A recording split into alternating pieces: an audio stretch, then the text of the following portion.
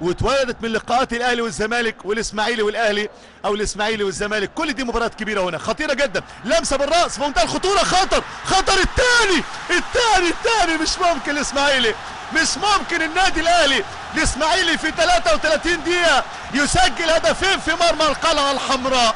صدق او لا تصدق، النادي الاهلي يعاني من اليسار، يعاني من اليمين، يعاني من بعض القرارات بالنسبه لخروج حارس المرمى.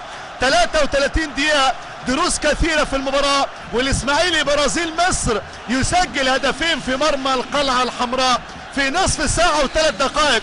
الموعد الثاني لما شوف الرأسية، شوف التريحة، شوف المهارة، وشوف الجمال بتاع عبد الله الشحات، وشوف الكرة وهي بتزغرط في مرمى سقف محمود ابو السعود لتعلن عن ثاني اهداف اللقاء لصالح نادي الاسماعيلي.